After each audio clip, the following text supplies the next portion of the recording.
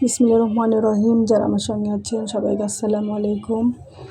আজকে হঠাৎ আমার বড় ভাইয়ের ছেলে সবুজ টেলিফোন করেছে যে বাসায় আসছে কিছুক্ষণের জন্য, কারণ রাতে আবার রাজশাহীতে চলে যাবে। ও চাকরির প্রমোশনের জন্য পরীক্ষা দিতে আসছিল, ট্রাস্ট ব্যাংকে চাকরি করে।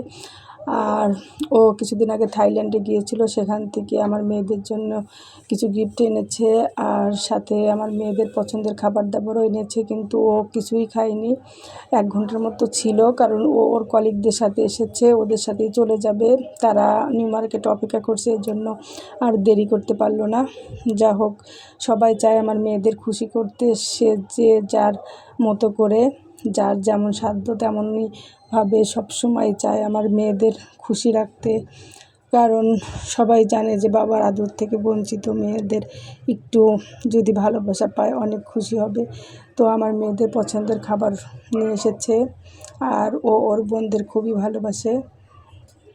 তো অনেক রিকোয়েস্ট করলাম, কিন্তু ও যেহেতু টিকিট কেটে ফেলেছে, রাতেই ফিরবে রাজশাহীতে, তো 1 ঘন্টার মতো ছিল, চলে গেল।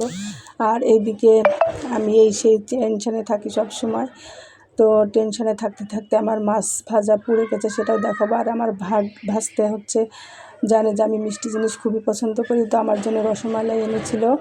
আর এই যে আমি মাছ ভাজি আর বেগুন ভাজি চুলায় দিয়েছিলাম, আর কথা বলতে বলতে ভুলে গেছি মেয়েদের সাথে পর এই সেই বলতে বলতে এখন এসে দেখি মাছ পুড়ে কয়লা হয়ে গেছে। কী আর করবো, এমন কখনোই হয় না, আজ এমন হয়ে গেছে যা খাওয়ার অযোগ্যই হয়ে গেছে। কী আর করব, কোনো কিছু আসলে মনেই থাকে না। টেনশনে থাকলে আসলে কোনো কিছু মনে রাখতে পারি না। তো সবাই ভালো থাকবেন, সে পর্যন্ত আল্লাহ হাফিজ, আসসালামু আলাইকুম।